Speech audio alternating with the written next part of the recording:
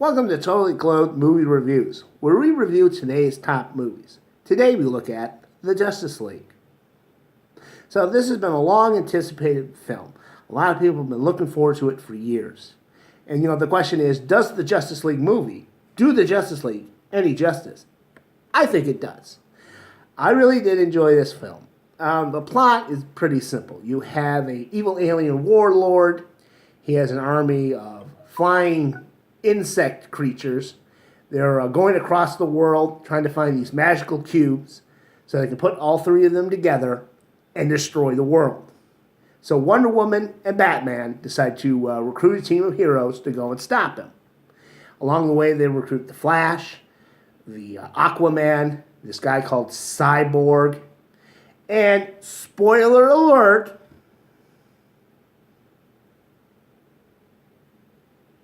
they bring back Superman from the dead.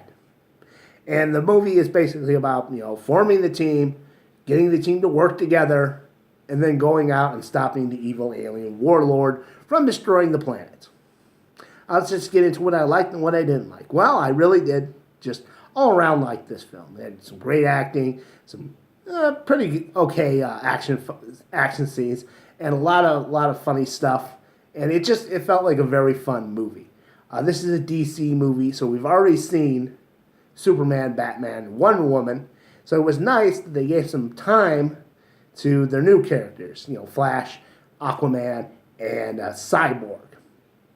Flash, he's basically this young kid whose father is in jail for murdering his mother. He doesn't think he did it. And the kid got some powers, and his life has been kind of idle. He's not doing anything with it. He's living in these abandoned buildings. Occasionally, he'll step in as Flash and fight some crime, but for the most part, he isn't doing anything. So, he's all too happy to join the Justice League. And he's the guy on the team who makes all the jokes. Some pretty funny jokes. Aquaman, he's a guy who, always felt like an outsider because he's not quite human. He's not quite Attilan. His mother abandoned him, and he's just this kind of sullen, grumpy guy. Cyborg was the one I enjoyed the most out of the new guys because, you do get more of this backstory. You find out, he's this guy who was, killed in a lab experiment, but his father, who's a scientist, brought him back using one of the magical cubes in that technology. So now he's this half man, half robot guy who can, telepathically communicate with, frequencies on internet and radio. So he has all this information coming into his brain. And he didn't want to be brought back from the dead and turned into a half man, half robot. So he's got this issue with his father. And, by the end of the film, it's resolved and he's forgotten his father. And like I said, we've already seen Wonder Woman, Batman, and Superman, but it's nice to have them back and, see what they're going through. Wonder Woman, she occasionally fights crime, but Batman's like, why aren't you doing more? How come we're just now hearing about you? There's this gap between World War I and now, and it's like, it's not what I do. And Batman's trying to tell her she should be more. Batman, I guess he hasn't got too much going on, He's been fighting crime in Gotham for 20 years, I guess against the Joker, and they make a reference to the Penguin. So a lot of stuff's going on. So, it's kind of nice to see that Batman, they don't do too much with him. What's your superpowers? I'm rich, I'm going to fund this thing.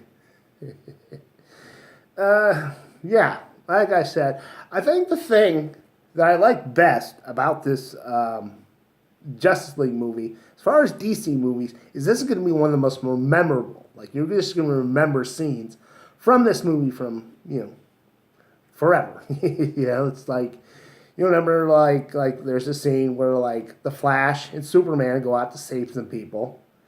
And the Flash uses his fast powers, and he starts pushing this truck, getting them out of harm's way. And then he looks over to see Superman has lifted an entire building. I thought that was fucking hilarious.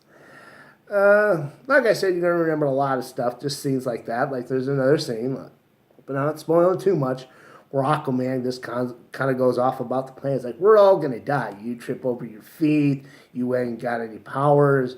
I'm pretty sure you're working with the enemy. And then he like, you're gorgeous, and then he starts going on, but most of it is just, I don't want to finally, connect with people because I don't want to lose them. And like, why is he telling us all this stuff? And then you look down and you realize that at some point Wonder Woman had lassoed him with troops so we can learn about all of his insecurities. Yeah, so it's just scenes like that. And like I said, the characters do bounce off one another.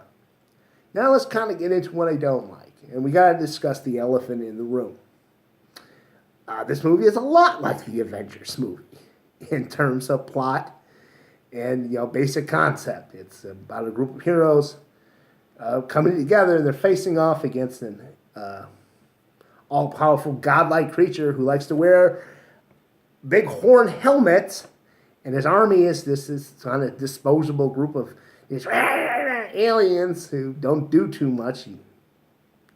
And the all-destroying world object is cube-shaped, like the Tesseract. Only in this case, there's 3 of them. But I gotta say, even though there were some similarities, there were a lot of differences that made this, different from the Avengers. It's like, sure, there are 6 Avengers in the original Avenger movie, and there's 6 of these Justice Leaguers, but I don't think they're quite like each hero has one guy on the other team that's just like them. It's sort of like there wasn't a Hawkeye in the group that I thought. Or like a Black Widow. I mean, you've got Wonder Woman. She's a woman. Black Widow's a woman. So people are like, well, yeah, just the same thing. It's like, no. Wonder Woman is an all-powerful demigod. Black Widow is a highly skilled assassin spy. They're not the same thing just because they both have tits. And I thought they got some things right that the Avengers got wrong. Like the Avengers, they had them getting into these constant pissing contests where, Captain America doesn't like Iron Man. And, everyone doesn't want to get the Hulk mad. And Nick Fury lied to all of them. And this one, they get some disagreements, and they, Aquaman doesn't quite trust Cyborg because Cyborg was made through the same technology that the bad guys are using. And, so he thinks that Cyborg might just be working for the enemy. There's another scene, like I said, they bring back Superman from the dead, so that creates some issues. Thing is, they don't get stuck on it like they did in the Marvel movies. It's just a few random and they end up working together as a team. So I did like that. If I was to say one thing that really did annoy me was Alfred, played by Jeremy Isaacs. Not too much like the scenes where he's with them and they're talking and he makes a few I wouldn't say snide remarks, but dry remarks. He's pretty funny, but there's a whole sequence when they go to go fight the bad guy in the final battle where he's working the tech support, and it's like, it doesn't feel like he's actually even doing that, like he's working the tech support. It's just like they just filmed Jeremy Isaacs saying a bunch of lines, and it doesn't feel like he's actually there, if that makes any sense. It's just, it's like, this is, Batman's on this comms, and like, this isn't part of the plan, and like, Jeremy's like, yes, but it's the team coming together. It's like, what is she just sitting in a room just spouting this stuff off? Because it doesn't look like he's on a screen. He hasn't got any comm device. That got annoying, but not so much that it even ruined the film. All around, it's a fun movie, and it's good to see DC not have another dreary, dark movie like some of their other entries. Like I said, they do a lot of jokes, but not nearly as many as Marvel. So I do see DC it feels like it's doing its own thing now, especially with all these sort of, I don't even know what to say it, but, their theme is, let's spread hope and peace and love. And that's going to be their thing now, instead of just dry, like darker movies. So all around, I got nothing but compliments for the, Justice League. I did enjoy this film. As far as ranking goes, I make my rankings based on how much money I spent to see this movie versus how much I thought it was worth it. And I think I got all of my money's worth. I spent $8.50 to see it, so I'm going to give it $8.50. And that's all I got to say about the Justice League.